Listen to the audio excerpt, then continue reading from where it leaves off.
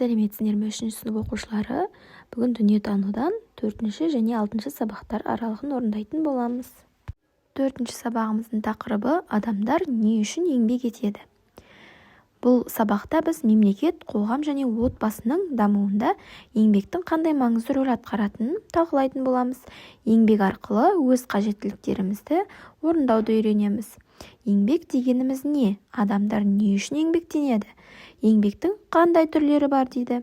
Еңбексіз адам өмірінде мән болмайды. Еңбектің арқасында адам өз өмірін жақсартып, қабілетін дамытады, білімін толықтырады екен. Әрбір еңбекқор адам өз жұмысының жемісін көреді. Қаржылай табысты болады. Осы табысының арқасында адам өзінің мұқтаждығын өтейді. Яғни өзіне керек қажеттіліктерін сатып алады және отбасына қаржылай көмектеседі екен. Енді еңбектің арқасында адамдар бір-бірімен өзара үйлесімді қарым-қатынас жасайды. Өз ойын қолдайтын достар табады, себебі жұмыста көптеген достары болады. Жалғыз адам жасаған жұмыспен ұжымдаса атқарған еңбектің қайсысы тиімді, өз ойыңды дәлелде дейді. Енді мына суретке қарайықшы. Жалғыз адам атқарған жұмыс бірінші суретте. Жалғыз адам жер қазып, жерден картопты алып, бір ғана қапқа жинап жатыр. Ол оны жинап бітем дегенше қаншама уақыттар өтеді. Жалғыз адамның күші көпке дейін жетпейді. Ал егерде екінші суретке қарасақ, көп адам, бір адам картопты қазып шығарып жатыр, екіншісі қапқа қаптап жатыр, ал үшіншісі оны тасып жатыр. Көрдіңдер ме? Яғни ұжымдаса атқарған жұмыстың тиімді жағы көп екен. Ал жалғыз атқаратын болсақ, біздің уақытымыз тиімсіз кетеді, өте көп уақыт кетеді екен. Жарайсыңдар. Енді еңбек ету қабілетін жетілдіру барысында адамдар еңбек құралдары мен әдіс тәсілдерді де дамытады. Бұл тәжірибе ұрпақтан ұрпаққа беріліп, адамның ғана емес, бүкіл қоғамның дамуына ықпал етеді екен. Яғни, қандай жұмыс түрімен айналыссақ та, қандай еңбек жасасақ та, әр жұмыстың өзінің құралдары болады. Яғни, сол жұмысқа арнайы жасалған құралдар, әдіс тәсілдер болады екен. Еңбек етудің отбасы үшін қаншалықты қажет екенін айт. Қоғам мен мемлекеттің еңбексіз дами алмайтынын дәлелде дейді. Бізде отбасымыз үшін еңбектің маңызы өте зор. Біздің отбасымыздың тамақтануы, киім киюі барлығы сол еңбектің нәтижесінде алынып жатыр. Еңбек етпесек, бізге қаражатты ешкім бермейді. Сол қаражатпен біз өзіміздің отбасымызды асырайды екенбіз. Енді ой еңбегі және дене еңбегі дейді. Ой еңбегін зияткерлік еңбек деп те атайды екен. Яғни білім жағынан ол.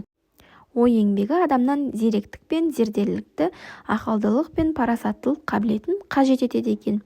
Ой еңбегімен айналысатын мамандық иелеріне мысал келтір дейді. Ой еңбегі дегеніміз сонда біздің білімділігімізді, ақылдылығымызды қажет етеді екен, балалар. Және де оған жататын мамандықтар бізде өте көп. Мысалы, біздің өзіміздің ұстаздарымыз алсақ, олар білімді әрі ақылды болып бізге сабақ береді. Олар күшпен жасамайды, тек білімімен, яғни ой еңбегімен өз еңбектерінің нанын табады екен. Басқа да ой еңбегіне байланысты, мысалы, тележүргізушілер, ұстаздар жатады екен. Енді келесі дене еңбегі. Бұл дене күшін қолдануды қажет ететін еңбекті дене немесе қол еңбегі деп атайды екенбіз. Ол адамнан қажырлылықты талап етеді, яғни күштілікті. Қандай мамандық иелері дене еңбегімен айналысады? Мысалы, шахтерлар, олар өздерінің еңбектерімен жердің астында өздерінің жұмыстарын жасайды. Оларға көп күш қажет етіледі. Олар ой еңбегімен емес, дене еңбегімен, яғни денелерінің қозғалысқа түсу арқылы жұмыс жасайды екен. Сонымен қоса бізде дене еңбегімен жұмыс жасайтындар көп. Мысалы, құрылысшылар, олар өздерінің қолдарымен үйлерді тұрғызады, әртүрлі ғимараттарды салады. Жарайсыңдар. Енді ой еңбегі мен дене еңбегін бір-бірімен тығыз байланысты болады екен. Мысалы, шахтерларды алсақ болады, олар көмір қазады. Бұл қол еңбегіне жатады. Ал көмір өндірудің тиімділігін арттыру үшін олар жаңа технологияларды пайдаланады. Бұларды инженер ғалымдар ойлап шығарды. Сондықтан оны ой еңбегіне жатқызамыз. Демек, екеуі тығыз байланыста болады екен. Жарайсыңдар, балалар. Келесі 5-ші сабағымыз отбасы шығыстары қалай жоспарланады. Яғни, отбасыда кіріс және шығыс болады. Кіріс ол біздің тауып жатқан қаражатымыз, еңбекпен тауып жатқан, ал шығыс ол біздің жұмсап жатқан қаражатымыз. Мысалы, азық-түлік, киім деген сияқты әртүрлі қажеттіліктерімізге жұмсап жатқан шығыстарымыз екен. Енді бұл жерде отбасының табыстары қайдан құралады? Ақша не үшін керек? Отбасылық қаржы қайда жұмсалады? Табыс пен шығыс дегеніміз не деген сұрақтарға жауап беретін боламыз. Әрбір отбасының мүшелері өзінің қаржылық табыстары болады. Бұл отбасы мүшелерінің алатын еңбек ақысы мен басқа да табыстары, яғни бір жұмыс істеуі мүмкін, біреу 2 жұмыс істеуі мүмкін. Әр отбасының табысы әртүрлі болады. Ол әкесінің және анасының, басқа да ересек отбасы мүшелерінің еңбек ақысынан, атасы мен әжесінің зейнетақысынан, студенттердің шәкіртақысынан және де тағы басқа табыс көздерінен құралады екен. Яғни бұл біздің кірістеріміз. Отбасының кірісі неден құралатыны туралы ойлап көр дейді. Жаңа ғана айттық, отбасының кірісі бұл отбасында жұмыс жасайтын ересек отбасы мүшелерінің табыстарынан, еңбек ақысынан құралады екен. Сенің отбасың қандай ақшаны қандай қажеттіліктерге жұмсайтынын есіңе түсір. Міне, біз осыны шығыстарды есептейік. Бірінші бізде дәріхана. Дәріханада ауырып қалған кезде әртүрлі дәрілерді аламыз. Біреу қымбат, біреу арзан деген сияқты. Ал келесі киім дүкені, яғни біз әрдайым киім аламыз. Одан кейін азық-түлік дүкені, азық-түлік дүкенінен үнемі сауда жасаймыз. Себебі біздің денсаулығымыз жақсы болу үшін көп тамақтануымыз қажет екен. Ең соңғы түрі көлікпен қатынау, яғни ол автобус немесе машина, яғни такси түрімен. Әр көлікпен қатынау түріне біз әртүрлі ақша төлейміз, яғни әртүрлі шығыс болады екен. Көрдіңдер ме? Дәріханаға, киім дүкеніне, азық-түлік дүкені, көлікпен қатынау деген сияқты көптеген біздің шығыстарымыз бар екен. Жарайсыңдар, балалар, бұл біздің шығыстарымыз, яғни отбасының шығысы. Біз көбінесе ақшаларымызды осыларға жұмсайды екенбіз. Жарайсыңдар. Енді әр отбасының өзіндік шығысы бар. Отбасы ақшаны әртүрлі қажеттіліктерге жұмсайды. Негізі жұмсалатын отбасылық шығындар азық-түлікке, киімге, білім алуға, көлікке, техникаға, дәрі-дәрмекке, коммуналдық қызметтерге, яғни үйдегі су, жылу деген сияқты нәрселерге, байланыс қызметіне төленетін ақылар. Ол біздің телефонымызда қолданып жатқан әртүрлі байланыс қызметіне төленетін ақылар екен. Олардан басқа ойыншық, кітап, газет сатып аламыз. Мысалы, театр, кинотеатрға баруымыз мүмкін, немесе саяхатқа шығуымыз мүмкін. Оған да бөлек қаражаттар жұмсалады екен. Отбасындағы ересек адамдар өз қаражатын тиімді жұмсауға тырысады, яғни есептейді. Олар күнделікті қажеттіліктерге ғана жұмсап, шығындарды азайтып отырады. Сапалы тауарлар алып, қолайлы қызметтер түрін пайдаланады екен. Енді әркім өз қаражатын қайда жұмсайтынын жоспарлай білуі керек екен. Ол үшін бізге төмендегідей сатып алу қажет күні деген күнді жазып, яғни осындай тәртіппен есеп жүргізіңіз дейді. Көрдіңдер ме, балалар? Осылай есеп жүргізу арқылы өзіміздің шығыстарымыз бен кірістерімізді есептеп, қадағалап отыруға болады екен. Яғни тиімді жаққа жұмсауымыз керек екен. Жарайсыңдар. Енді келесі сабағымыз 6-шы сабақ, адам досымен мықты. Бұл жерде біз адамдар арасындағы достықтың маңыздылығын үйренетін боламыз. Достық дегеніміз не? Достар деп кімдерді айтамыз? Достық туралы әртүрлі мақал-мәтелдерді есіңе түсіріп айтып бер, және олардың мағынасын түсіндір дейді.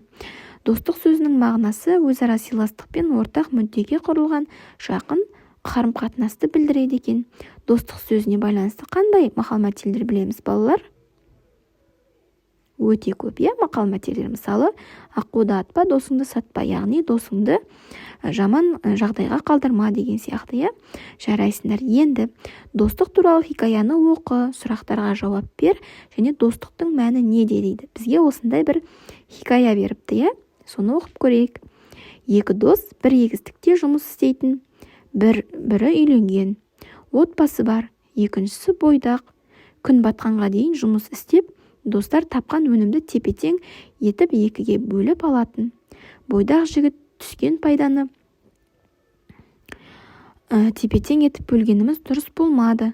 Мен жалғыз тұрамын, сондықтан да көп шығыным да жоқ деп ойлайды. Осындай ойымен бір қап бидайды жасырын түрде досының қорасына апарып тұрады. Досы да ішінен, түскен өнім мен пайданы бірдей бөлгеніміз дұрыс емес. Менің отбасым бар, қартайғанда олар маған қарайды. Досымның болса ешкім жоқ, қартайған кезінде оған қарайтын адам болмайды дейді. Осылайша ол да түн жамылып досының қорасына бір қап бидай апаратын болды. Осыған қарамастан екі қорадағы қаптар саны неліктен еш азаймағанын екі дос та түсінбей жүреді. Тағы бірде екеуі бір-бірінің қорасына қап апара жатқанда жолда кездесіп қалады. Сонда ғана олар болған жайды түсінеді. Қаптарын жерге қоя салып, екі дос бір-біріне деген адал ниетті екендерін біліп, көздеріне жас алады екен. Енді балалар, не түсіндіңдер осы ертегіден? Ойланып көріңдерші. Я, екі дос та бір-біріне адал болды. Және де екеуі де жаман ойлаған жоқ, я. Менің отбасым бар ғой, мен өзіме көп алып алайын деген жоқ, я. Бірінші досы, үйленген досы. Ал екінші досы, екеуміз бірдей бөлуіміз керек. Ол отбасыға қарамайды деп, ол да не істеген жоқ, я. Жаңағындай өзінің жаман ойы болған жоқ. Екеуінің де ойы қандай болды? Адал болды. Жарайсыңдар. Саған достарының арасында өзіңді әдепті ұстай білуге этиканың қандай ережелері көмектеседі? Сол ұстанымдар мен ережелерге мысал келтір дейді. Достардың арасында әдепсіз сөйлеуге, жаман сөздер айтуға болмайды, бір-біріне досыңды мазақ қылуға болмайды. Енді келесі, сыныптастарының барлығы саған дос бола ала ма? Достарының қандай жақсы қасиеттері бар? Балалар, осыны ойланып көріңдер, жақсы ма? Достарыңмен бірге сабаққа дайындалғанда және басқа да уақытта әдептілік ережелерін сақтаған абзал. Тәртіп адам бойында қалыптасатын тәрбиенің үлгісі. Мысалы, сен және сенің достарың мектепке кешікпей келесіңдер, мұғалімдерге орындарынан тұрып ізет көрсетесіңдер. Міне осының бәрі әдептілік үлгілері деп саналады және де тәртіптілікті сақтайды, иә? Суреттерге қандай әдептілік үлгілері бейнеленген? Бірінші суретте досы бір-біріне сабақты түсіндіріп отыр, иә? Ешқандай ұрыспай. Ал келесі екінші суретте ұстаз келген кезде барлығы орындарынан тұрып ұстаздарына ізет көрсетіп амандасып жатыр. Достықты сақтау үшін мінез-құлықтың әдептілік қағидаларын сақтаудың маңызы зор. Өзіне өзгелердің қандай қарым-қатынаста болғанын қаласаң, өзің де өзгелерге сондай құрметпен қара дейді. Яғни, кімге қандай құрмет көрсетсең, саған да сондай құрмет көрсетеді, иә? Жарайсыңдар балалар, бүгінгі сабақ аяқталды. Маған тіркелуді ұмытпаңдар. Сау болыңдар.